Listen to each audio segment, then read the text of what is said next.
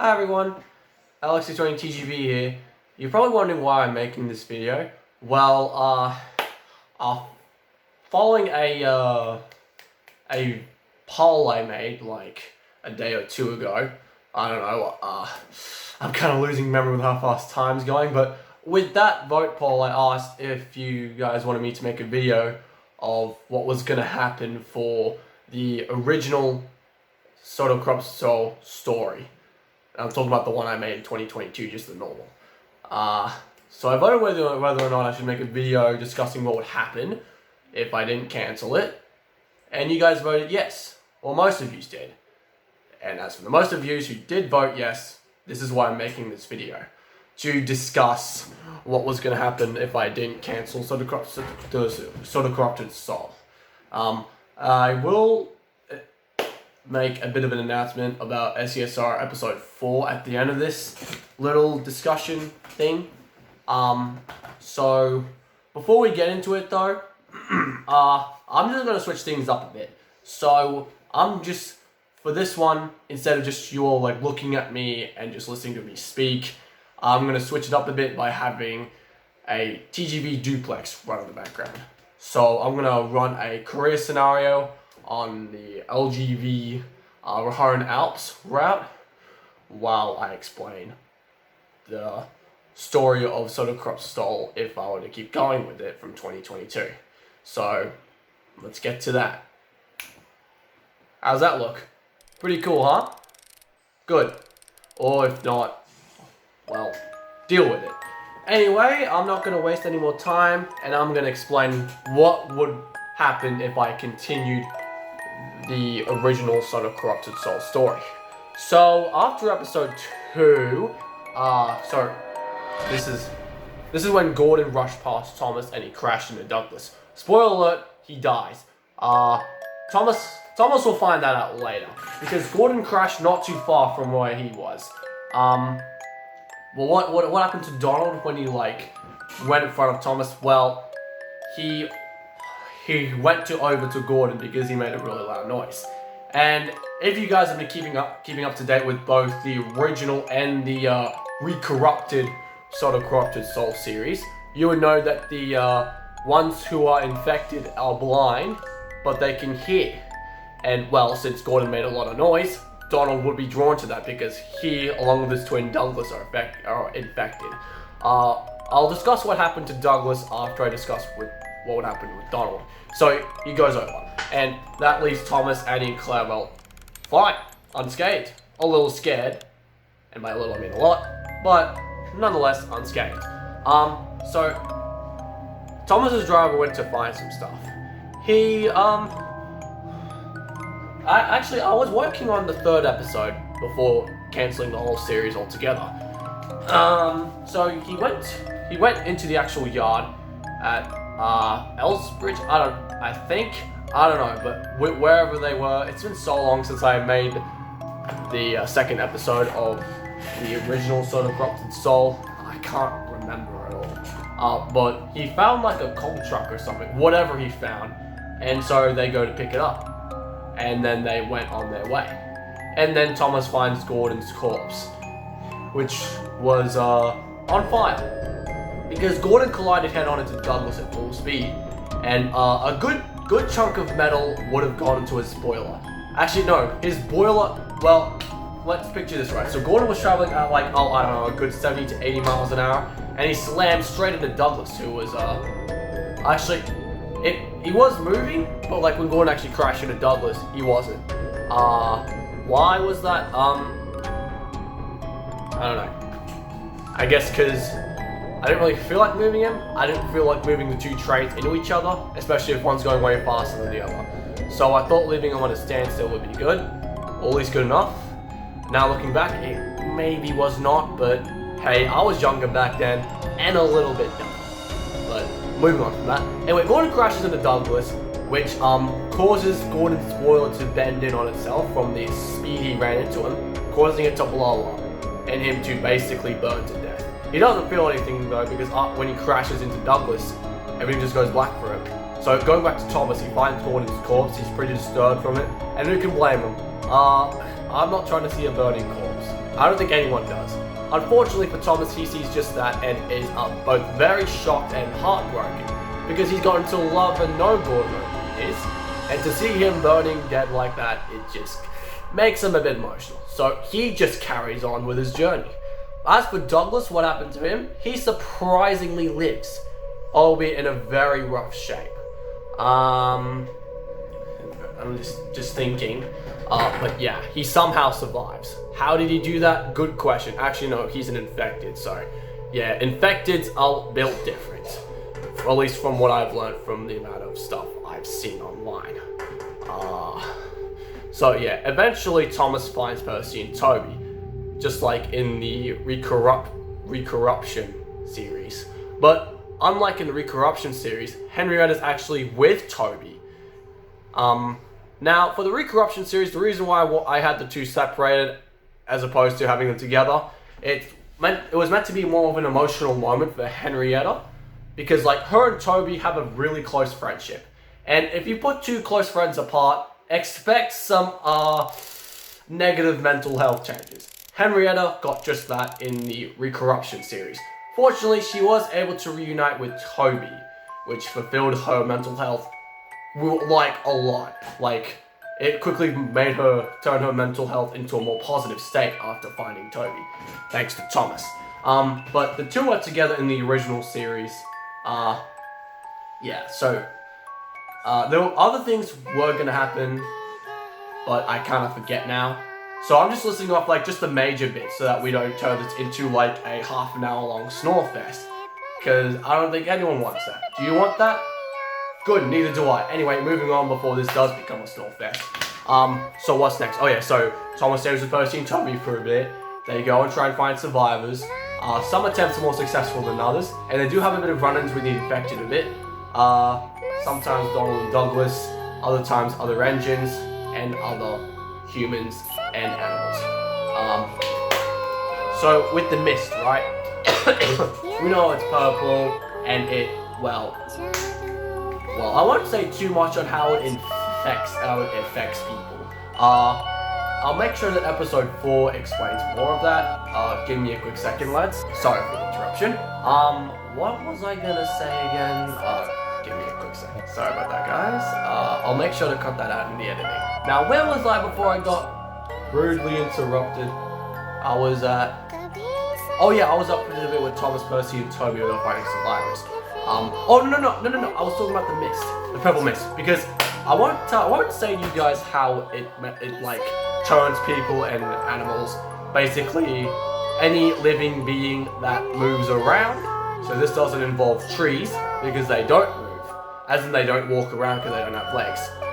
But yeah, just people and animals. Just think like the mist, they can turn them into monsters, and I won't explain too much, if not at all. I won't explain how it does that, but episode 4 will explain how it does that. Don't you worry.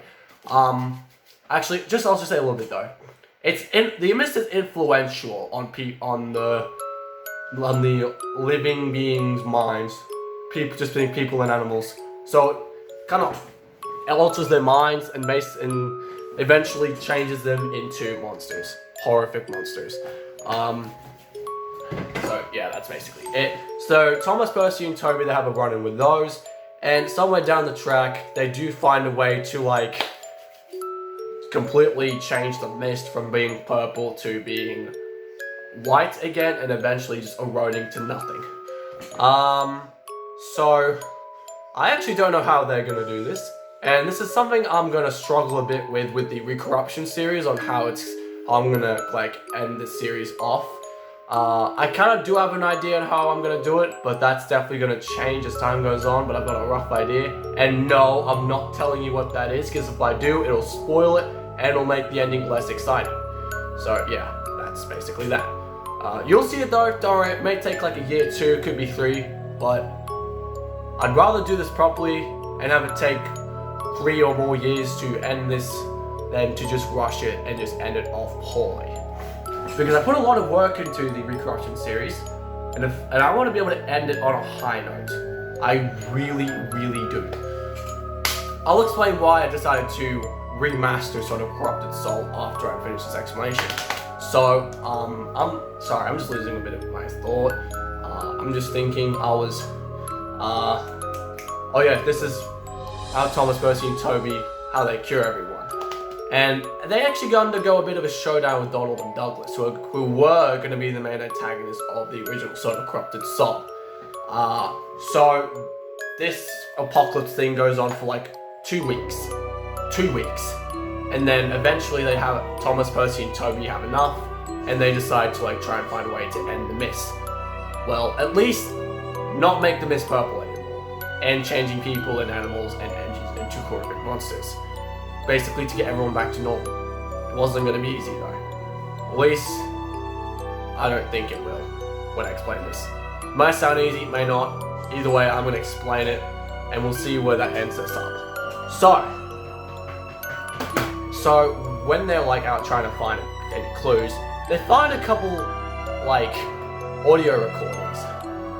So these audio recordings, one of them is basically what happened to Donald and Douglas as they became the monsters. So what was going to happen, and it's shown in a flashback in Sodor Corrupted Soul Recorruption episode 3. So basically, Douglas is the one who gets infected first, and then eventually he spreads that infection to Donald, and that's how the two twins are infected. That's how they got infected. One got infected and passed it to the other, and now both of them are infected. And it was going to be pretty gruesome, let me tell you that much. The flashback in SGSR episode 3 kind of shows just that. And there's like, so the mist is meant to be like a supernatural thing. Like, some celestial being altered the mist just because they wanted complete control over the island. The Recorruption series further enhances that, and in episode 4, it'll further explain the law of the purple mist. But just for the original, this celestial being was just turned the mist purple. It's meant to be influential to turn every living organism into horrific beings that'll be controlled by him. And basically, he wants these corrupted organisms to like just completely take over the island and just make the island submit to his control so that he can do whatever he wants to it and just colonize the island and make it some hellscape from absolute hell. And somewhere down the track, Thomas picks up like something weird happens to him with the mist. It somehow gives him like a special like power to like basically become a god on rails. And then eventually, well, after going through some audio recordings that explains the celestial being and the purple mist, they eventually find the celestial being. They fight him to death, and eventually Thomas, he delivers quite a fatal blow to the celestial being, which kills the celestial being, which gets rid of the purple mist, changes it back to white, how the mist is supposed to be in general, and eventually the mist just goes away, and during that, all the living organisms who have just been converted into these horrible monsters come back to life, completely normal as ever. And Donald and Douglas get healed from this too, and they turn back to normal. Along with James, who also got corrupted as well. And he also gets turned back to normal. As for Gordon,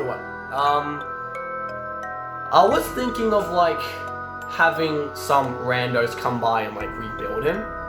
And by randos I mean like a salvage crew that's the top of that, or the Fat Controller, depending on how you want to call them.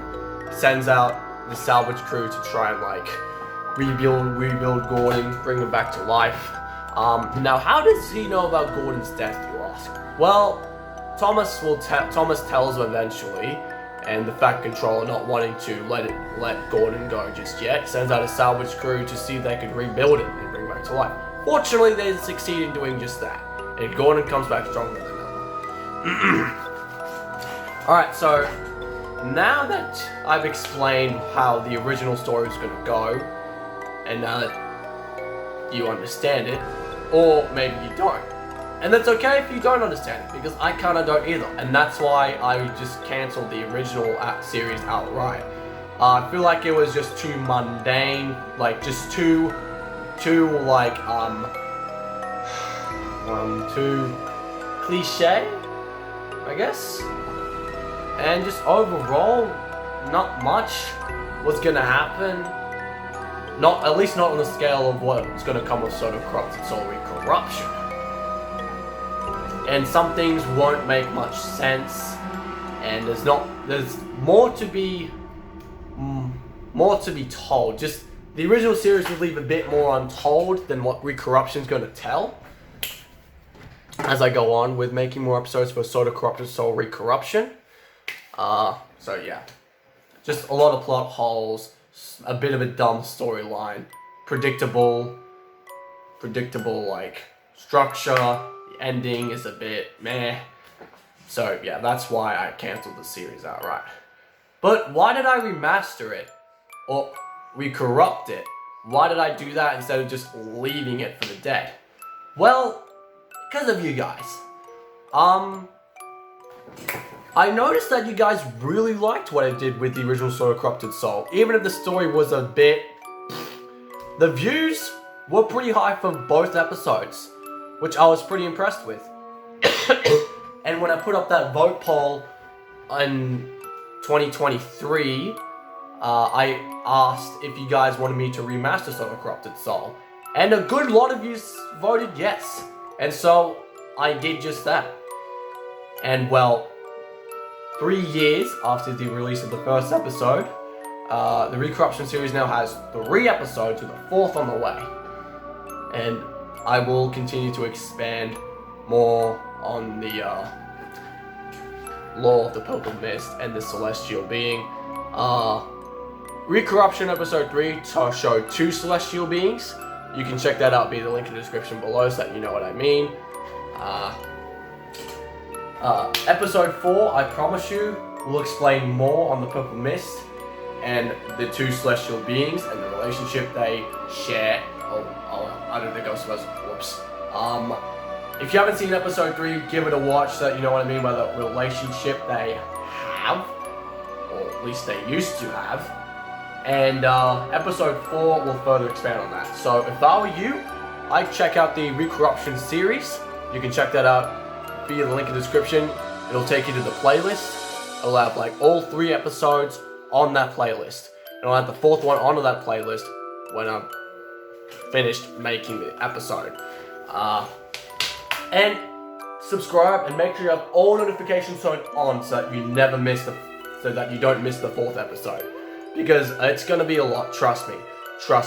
Also, if you guys did watch both Sodor Corrupted Souls, you'll see that Recorruption is a lot scarier than the original one. And that's another reason why I canceled, because Sodor Corrupted Soul, the original that is, was sort of lacking the horror element that, well, horror movies typically have.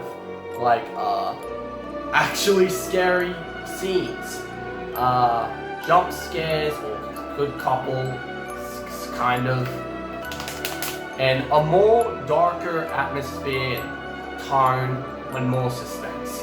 The original Sodor Corrupted Soul lacked that, and Sodor Corrupted Soul Recorruption is going to get a bit more scarier from episode 3. So yeah, that's sort of why I remastered it. And I want to make this remaster, Recorruption, like, I want to make it really something I can work off of. Because you guys really seem to like it. Like, the first episode, at least the one with the old intro, has like 1.7k views, which is bloody impressive.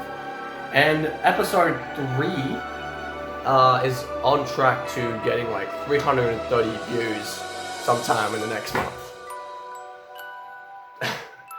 Let me tell you, I'm really glad I didn't cancel Sodor Corruption episode 3. Because like, just seeing the amount of views and the fact that that thing got 7 likes just says that you guys just really liked what happened in the episode, what I did with it, and just overall the amount of effort I put into it. So it just shows to me that you guys do enjoy Recorruption, and I'm gonna expand on it, and I'm gonna end it off on a high note. I can promise you that even if it takes like more than 3 years to actually end it, as long as it's done properly, I'll be a happy man. Anyway, yeah, that's it. That's all I wanted to say. That's all I wanted to get off the chest. That's it. Thank you all so much for watching. If you enjoyed, leave a like. Comment below if you agree with my decision or if you disagree. Whichever one, doesn't matter.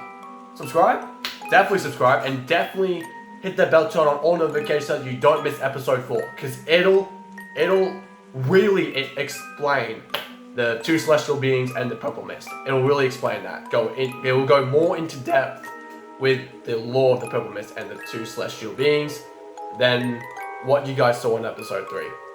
Anyway, I'll see you all in the next one, and I'll definitely catch you all in episode 4, so bye bye!